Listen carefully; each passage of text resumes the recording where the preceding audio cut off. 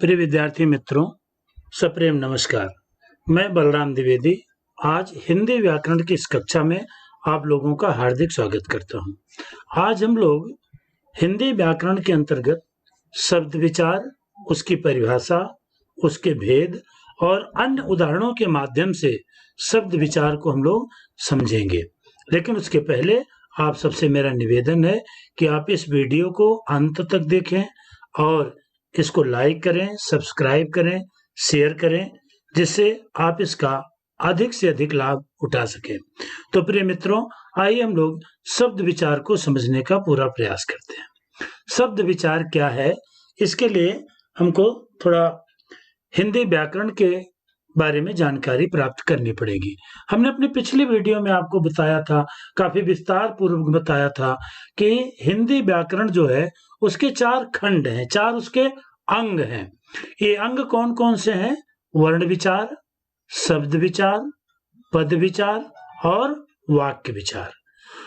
तो इसमें पिछली वीडियो में हमने वर्ण विचार के बारे में, उसके वर्ण विचार के 4 खंड हमने आपको बताए और उसके 4 भाग के अंतर्गत वर्ण विचार की हमने सविस्तार व्याख्या की है। उसके वर्ण विचार के प्रत्येक पक्ष को हमने स्पर्श करने का पूरा प्रयास अपनी पिछली वीडियो में किया है। आज हम लोग शब्द विचार पर अपना पूरा ध्यान केंद्रित करेंगे। तो शब्द विचार किसे कहते हैं? शब्द विचार है क्या? इसके लिए देखिए, शब्द विचार हिंदी व्याकरण का दूसरा अंग या भाग है। इसके अंतर्गत ध्वनियों अर्थात वर्णों के मेल से बने सार्थक वर्ण समूह का अध्ययन किया जाता है। जैसा कि हमने पिछली वीडियो में अपने वर्ण विचार के अंतर्गत बताया कि भाषा की सबसे छोटी इकाई ध्वनि है या वर्ण है, जिसके हम खंड नहीं कर सकते हैं।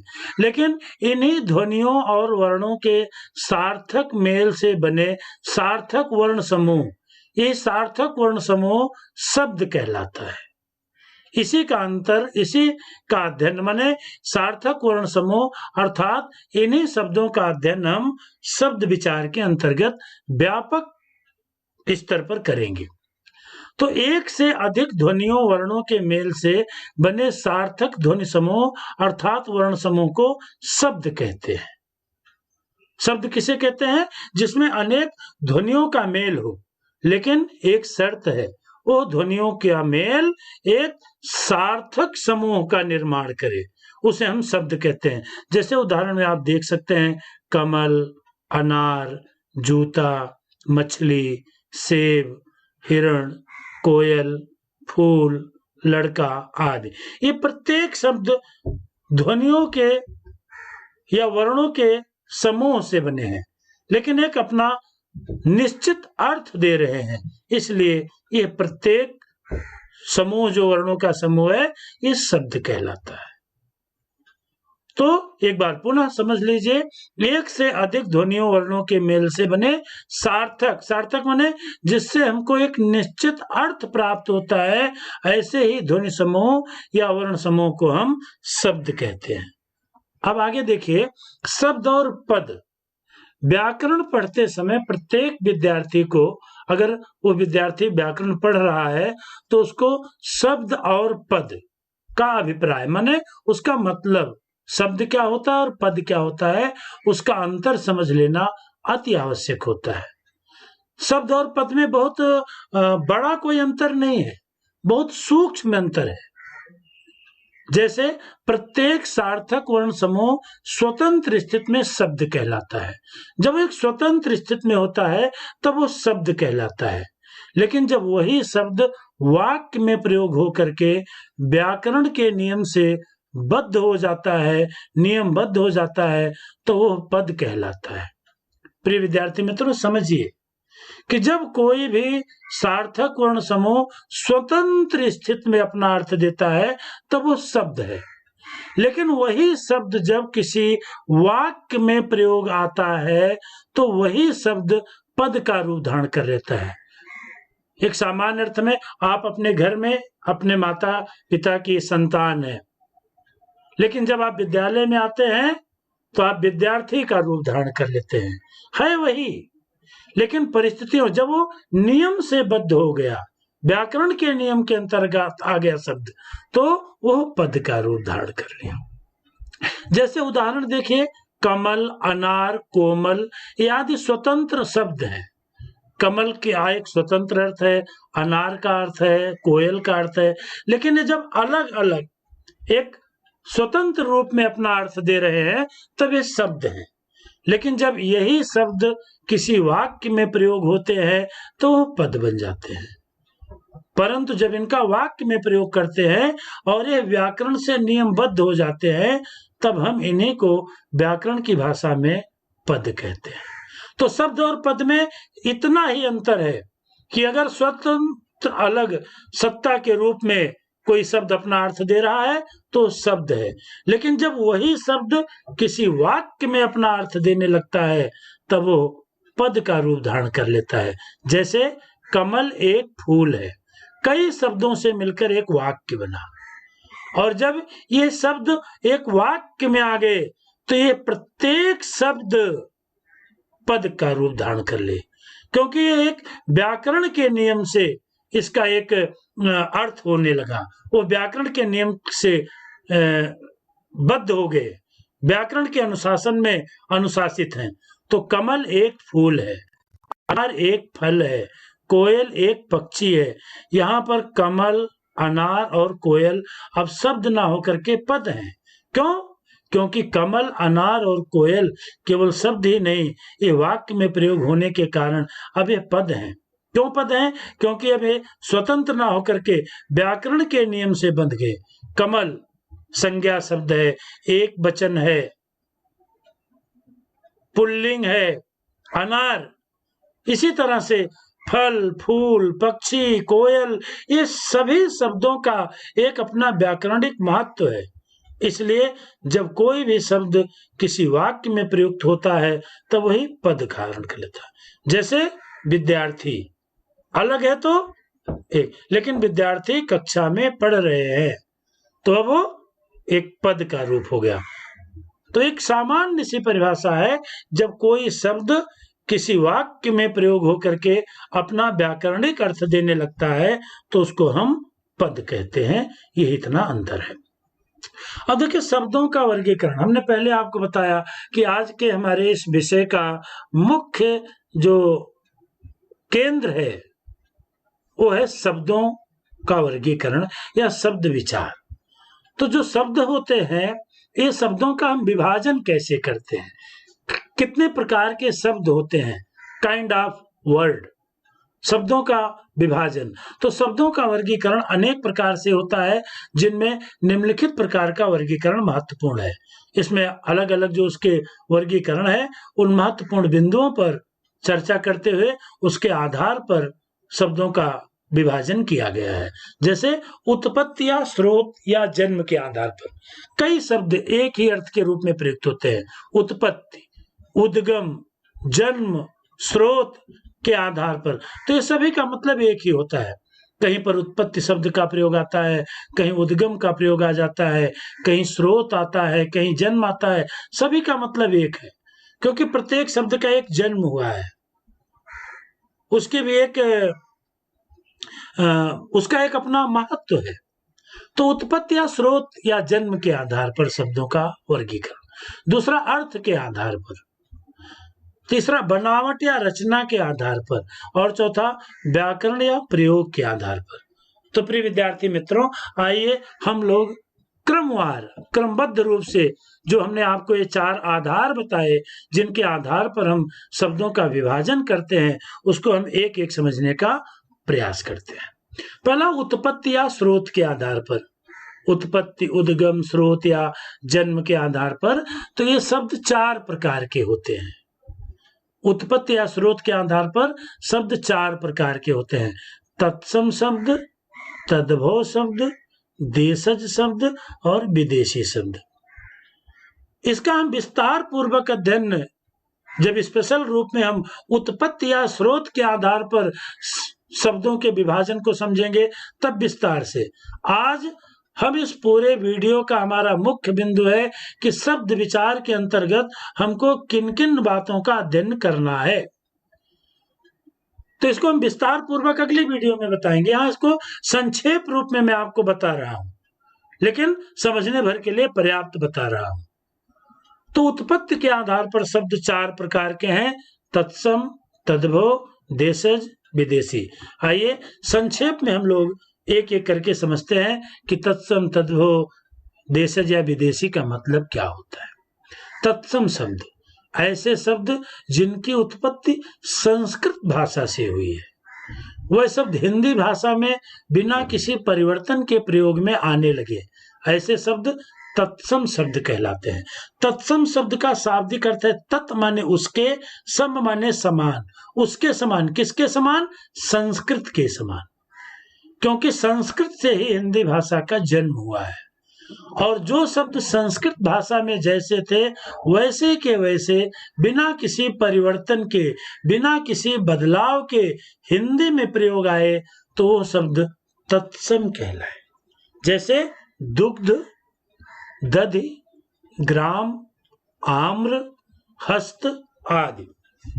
इसकी एक लंबी सूची है। मैंने अभी बताया कि हम इसको इस विशेष रूप में जब अगली वीडियो में चर्चा करेंगे तब तत्सम शब्दों की एक लंबी सूची के बारे में आपको जानकारी दी जाएगी। यहाँ अंश मात्र उदाहरणों के माध्यम से मैं आपको तत्सम शब्द बताने का प्रयास कर रहा हूँ कि जो संस्कृत में जैसे थे वैसे हिंदी में आगे बिना किसी परिवर्तन के, बिना किसी बदलाव के तत्सम शब्द कहलाए। दूसरा तद्भव, ऐसे शब्द जिनकी उत्पत्ति संस्कृत भाषा से हुई थी लेकिन उनका रूप बदलकर हिंदी में प्रयोग किए जाते हैं, ये तद्भव शब्द कहलाते हैं। तो हिंदी में उनका प्रयोग हुआ लेकिन थोड़े बदलाव के साथ। तद्भव, तद माने उससे, भव माने उत्पन्न, अर्थात जो संस्कृत के शब्द थे उसमें थोड़ा बदलाव आ गया और ऐसे शब्दों को हिंदी में तद्भव शब्द के नाम से जाना गया। जैसे दूध, दही, गांव, आम, हाथ। अब आप देखिए इसमें थोड़ा सा अंतर भी मैं आपको स्पष्ट कर दूं, तत्सम और तद्भव में अंतर क्या है।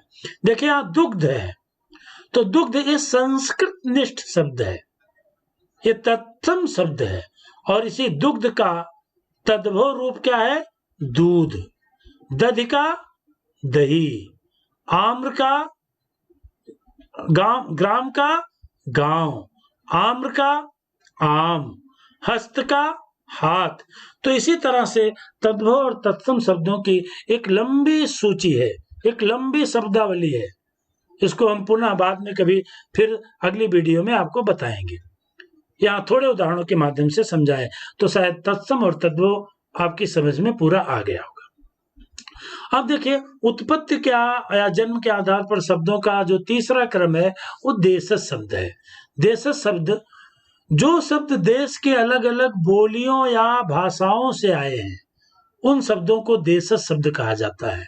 ऐसे शब्द स्थानीय बोलियों से उत्पन्न होते हैं और उसके बाद हिंदी में जुड़ जाते हैं। देखिए हिंदी भाषा अनेक भाषाओं का मिश्रण है। अपने देश में अलग अलग बोलियां बोली जाती हैं, अलग अलग प्रांतों की अपनी मातृभाषा है, और उन प्रदेशों की जो बोलियां हैं, जो भाषाएं हैं, उन भाषाओं के, उन बोलियों के भी कुछ शब्द हिंदी में प्रयोग आते हैं। जैसे मराठी के, गुजराती के, बंगला के, तमिल के, तेलुगु के, कन्नड़ के कुछ शब्द हैं, क्योंकि हिंदी भाषा अपने में सबको मिला लेने की शक्ति रखती है। जैसे आप कुछ उदाहरण देखिए, लोटा, पगड़ी, झाड़ू, थैली, खिड़की, पोहा, ये आदि शब्द देशज शब्द हैं, क्योंकि देश की बोलियों के बोले वाले शब्द थे, लेकिन आज हिंदी में इसका प्रयोग किया जाता है, तो ये देशज शब्द कहलाते हैं। अगला है विदेशी शब्द। विदेशी भाषाओं से हिंदी में ज्यों के त्यों बिना किसी बदलाव के जो प्रयोग किए जाते हैं शब्द, वो विदेशी शब्द कहलाते हैं। विदेशी माने जो विदेशों में बोली जाने वाली भाषाएं हैं, अंग्रेजी, अरबी, पुर्तगाली, अरबी, फारसी, फ्रेंच, जर्मन, बहुत सारी भाषाएं हैं। और इन अलग अलग भाषाओं के जो शब्द हैं, जो विदेशी हैं, ये मूल भारतीय नहीं है, लेकिन इन विदेशी भाषाओं के शब्द भी हम हिंदी में अपने दैनिक जीवन में रोज प्रयोग कर रहे हैं। जैसे स्कूल, कॉलेज, पेन, कागज औलाद, चश्मा आदि। तो ये जो शब्द हमने बताए, कुछ अंग्रेजी के हैं, कुछ फारसी के हैं, कुछ पुर्तगाली के भी हो सकते हैं। तो इस तरह से उत्पत्ति या जन्म के आधार पर या स्रोत के आधार पर शब्दों का विभाजन 4 किया गया। इसके 4 भेद हमने आपको बताए। तत्सम शब्द, तद्भव शब्द, देशज शब्द और विदेशी शब्द। तो स्पष्ट है, तत्सम शब्द जो संस्कृत निष्ठ होते हैं, तद्भव उसमें थोड़ा बदलाव के साथ, देशज माने देश की बोलियों के शब्द होते हैं, और जो विदेशी शब्द होते हैं विदेशी भाषाओं के होते हैं, जैसे अंग्रेजी है, फारसी है, जर्मनी है, आदि भाषाएं होती हैं। तो ये हमने पहला आधार आपको बताया। अब आइए शब्द विभाजन का दूसरा आधार हम समझते हैं। दूसरा आधार है अर्थ के आधार पर शब्द के भेद। हमने आपको पहले बताया कि वर्णों का वो समूह जिससे एक निश्चित अर्थ मिलता है। कई विद्यार्थी हमसे बार बार पूछते हैं कि सर शब्द के 2 भेद हमने और पढ़े हैं, निरर्थक शब्द और सार्थक शब्द। तो जो सार्थक शब्द होते हैं वही शब्द की श्रेणी में आते हैं। तो जो प्रत्येक शब्द का एक निश्चित अर्थ होता है, लेकिन उस अर्थ का अलग अलग आधार है।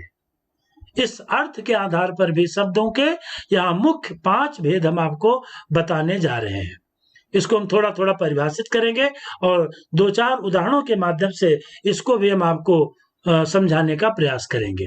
पहला है पर्यायवाची या समानार्थी शब्द, विपरीतार्थक शब्द या विलोम शब्द, समश्रुत भिन्नार्थक शब्द या समरूप भिन्नार्थक शब्द, अनेक शब्दों के लिए एक शब्द या वाक्यांश के लिए एक शब्द, और अनेकार्थी शब्द। इसके अलावा भी है, लेकिन मुख्य रूप से हम आपको 5 प्रकार के शब्द अर्थ के आधार पर बता रहे हैं। आइए एक एक शब्दों के अर्थ को, उसकी परिभाषा को और उसके उदाहरणों के माध्यम से हम उसको और स्पष्ट समझने का प्रयास करते हैं। पहला है पर्यायवाची शब्द। अब पर्यायवाची शब्द क्या होता है?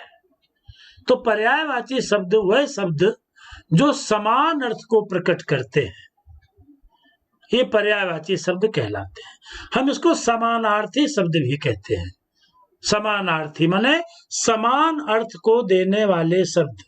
नीचे 5 उदाहरण दिए गए हैं, आप देखिए। ये 5 उदाहरण जो है ये केवल पर्यायवाची शब्दों को समझने का एक छोटा सा प्रयास है। इसी तरह से पर्यायवाची शब्दों की एक लंबी शब्दावली है। बार बार मैं इस शब्द पर इसलिए जोर दे रहा हूं कि यही इतने शब्द पर्यायवाची के नहीं है। इसकी एक अनंत अंत ही नहीं है। मैं जितना भी बताऊं कम है। तो इन्हें समानार्थी शब्द कहते हैं, जो समान अर्थ को, जैसे सूर्य। अब सूर्य का पर्यायवाची रवि है, सूरज है, भास्कर है, आदित्य है, और बहुत सारे शब्द हैं। यहाँ मैं कुछ शब्द ही आपको बता रहा हूँ, 4-5 शब्द केवल। पर्वत, भूधर, पहाड़, शैल, गिरि, आंख, नयन, नेत्र, लोचन, चक्षु, ईश्वर, परमात्मा, प्रभु, भगवान, जगदीश, कमल, पंकज, सरोज, नीरज, जलज। तो ये थे पर्यायवाची शब्द। अब आइए इस कड़ी को आगे ले चलते हैं, और अगला है विपरीतार्थक शब्द या विलोम शब्द। इस विपरीतार्थक शब्द को विलोम शब्द भी कहते हैं और विरुद्धार्थी शब्द भी कहते हैं। विपरीत अर्थ प्रकट करने वाला या विरुद्ध अर्थ प्रकट करने वाला, इसको हम विपरीतार्थक शब्द या विलोम शब्द कहते हैं। जैसे कुछ उदाहरणों के माध्यम से समझिए। बड़ा, छोटा, हंसना, रोना, सूर्य, चांद, देव, दानव, सुर, असुर, यश, अपयश, पाप, पुण्य, और बहुत सारे शब्द हैं। तो शायद इतने उदाहरणों से आप विलोम शब्द का अर्थ समझ गए होंगे। अब देखिए अगला है समश्रुत भिन्नार्थक या समरूप भिन्नार्थक शब्द। थोड़ा ध्यान से देखिए।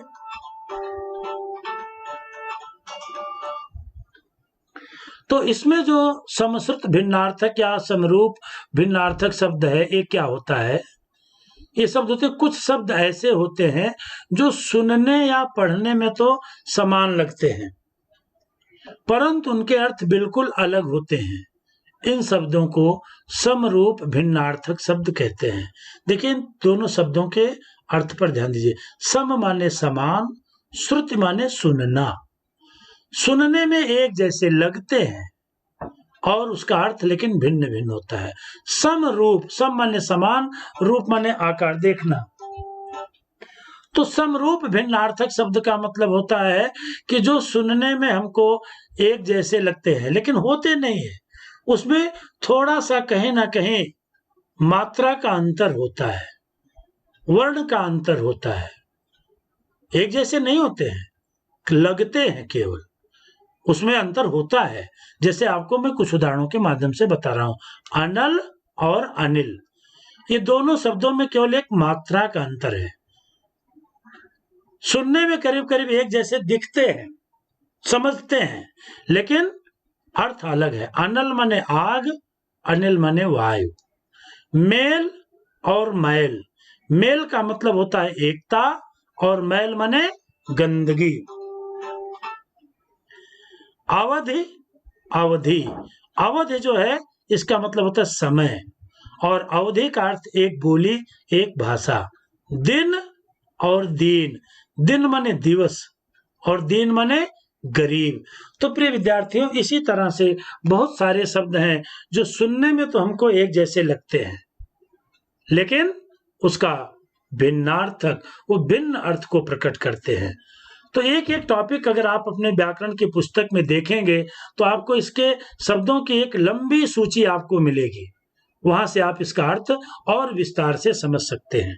यहाँ मैं संकेत रूप में केवल आपको इसका मतलब या इसका अभिप्राय समझाने का प्रयास कर रहा हूं। अगला है अनेक शब्द वाक्यांश के लिए शब्द। जिन शब्दों का प्रयोग पूरे वाक्य या अनेक शब्दों के स्थान पर किया जाता है उन्हें अनेक शब्दों के लिए या वाक्यांश के लिए एक शब्द कहा जाता है। जैसे जिसके आने की कोई तिथि ना हो, अतिथि। जो कभी ना मरे, अमर। जिसका कोई आकार ना हो, निराकार। ईश्वर में आस्था रखने वाला, आस्तिक। जानने की इच्छा रखने वाला, जिज्ञासु। तो इस तरह से बहुत सारे शब्द हैं जिसके बारे में एक लंबी सूची आपको मिलेगी। अब हम देखते हैं आगे अनेकार्थी शब्द। ये पांचवा है अर्थ के आधार पर। ऐसा शब्द जिनके एक से अधिक अर्थ होते हैं वो अनेकार्थी शब्द कहलाते हैं। जैसे उत्तर, कहते ना इस प्रश्न का उत्तर दीजिए, वो उत्तर दिशा में गया, एक ही शब्द है लेकिन अनेक अर्थ है उसके, जवाब और एक दिशा। इसी तरह से तप, तप माने तपस्या, गर्मी, धूप। हार, गले का हार, पराजय माने सोने का एक सुंदर हार खरीदा। खेल में मोहन को की हार हो गई, तो हार के अनेक अर्थ है। इसी तरह से कुल, कुल माने वंश, सब और घर, कुल परिवार। तो इस तरह से अनेकार्थी शब्द होते हैं। अब आइए हम तीसरा क्रम समझते हैं, बनावट या रचना के आधार पर शब्द के भी।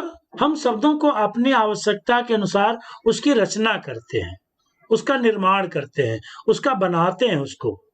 तो बनावट या रचना के आधार पर शब्द के तीन भेद होते हैं, रूढ़ शब्द, यौगिक शब्द और योग रूढ़ शब्द। आइए संक्षेप में इसको भी हम समझते हैं। रूढ़ शब्द ऐसे शब्द जो किसी निश्चित अर्थ को प्रकट करते हैं लेकिन अगर उनके टुकड़े खंड कर दिए जाएं तो वे निरर्थक हो जाते हैं। ऐसे शब्दों को रूढ़ शब्द कहते हैं।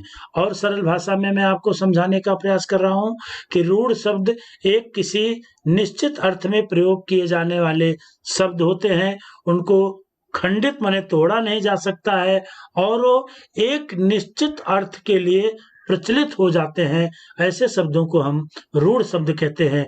जैसे उदाहरण के रूप में आप देख सकते हैं फल, घर, पुस्तक, देश, गाय आदि।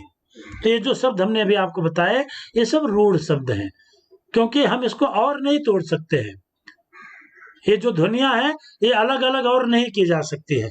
अलग किए जाएंगे तो उसका कोई शब्द अर्थ नहीं होगा हमको। तो ये रूढ़ शब्द होते हैं। यौगिक शब्द दो या दो से अधिक शब्दों के योग से बनने वाले शब्दों को यौगिक, योग माने मिलना। जब दो या दो से अधिक शब्द मिल करके कोई शब्द बनाते हैं तो उसको हम यौगिक शब्द कहते हैं।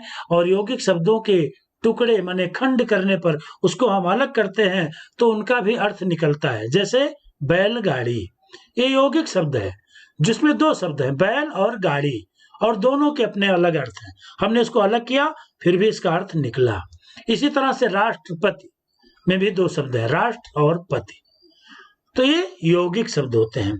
अब आइए तीसरे को थोड़ा और ध्यान से समझिए, क्योंकि ये योग भी है और रूढ़ भी है, दोनों शब्द आया है। योग माने मिला भी हुआ है और किसी एक निश्चित अर्थ में प्रचलित भी होता है, तो इसलिए हम इसको योग रूढ़ कहते हैं।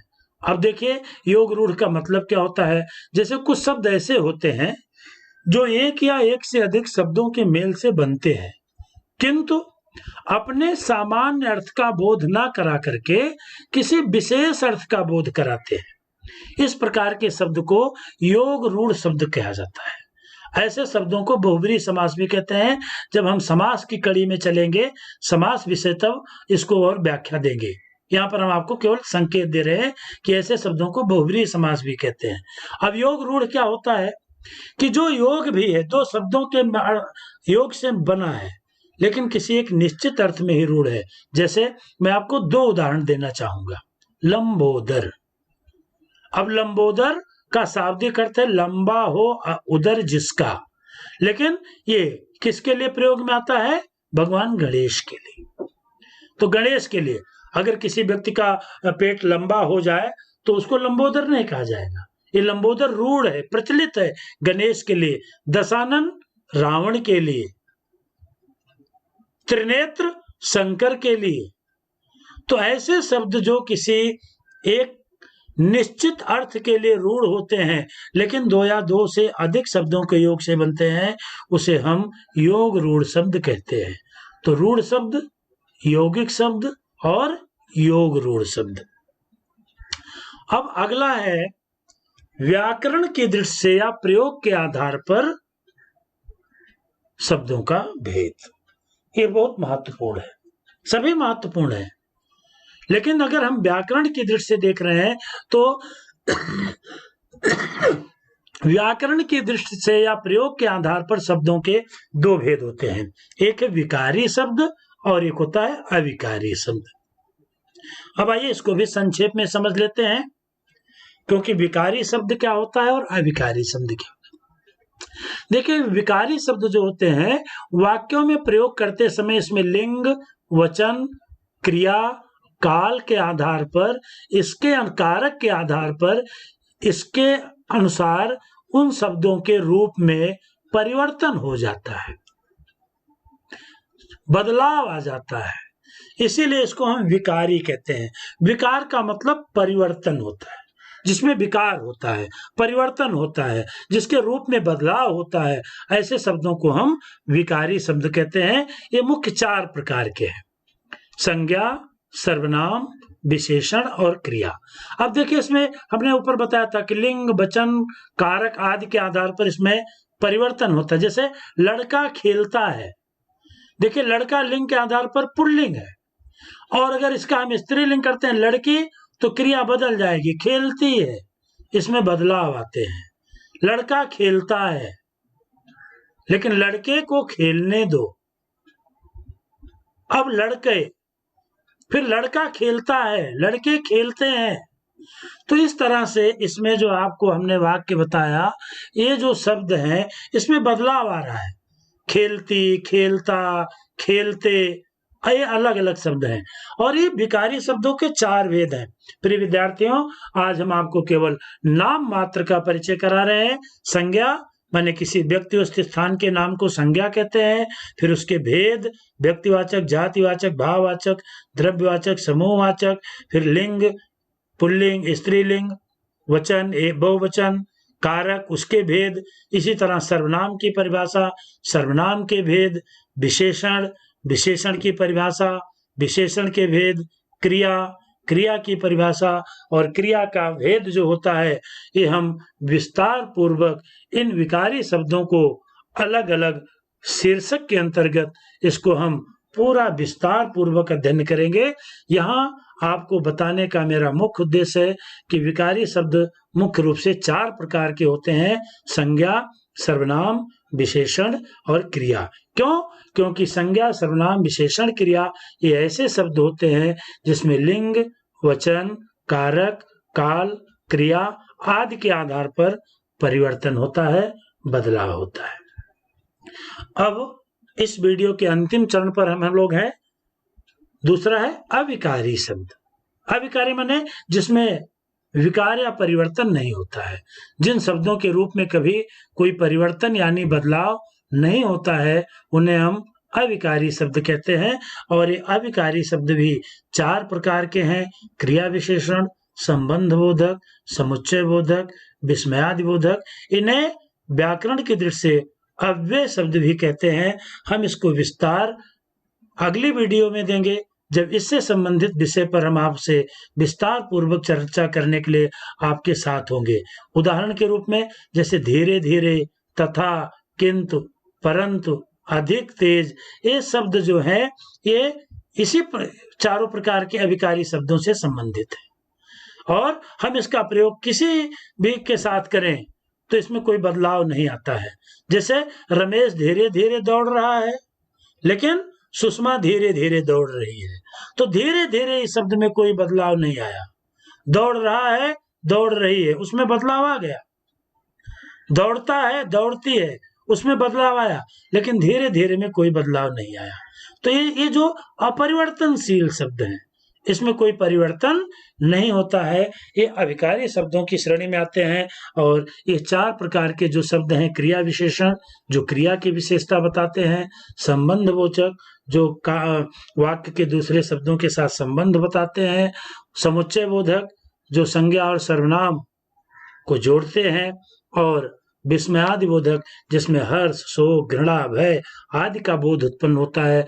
ऐसे विस्मयाद शब्दों के बारे में हम अगली वीडियो में फिर मिलेंगे आपको। आज के इस शब्द विचार के क्रम में बस इतना ही। आप सबका बहुत बहुत धन्यवाद करता हूँ, इस विश्वास के साथ यह वीडियो आपको जरूर ज्ञानप्रद लगी होगी, लाभप्रद लगी होगी। एक पुनः निवेदन है कि इस वीडियो को आप सब्सक्राइब करें, लाइक करें, शेयर करें। पुनः आपको बहुत बहुत धन्यवाद। अगली वीडियो में जल्दी ही आपसे फिर से मुलाकात करूंगा। तब तक के लिए साधुवाद।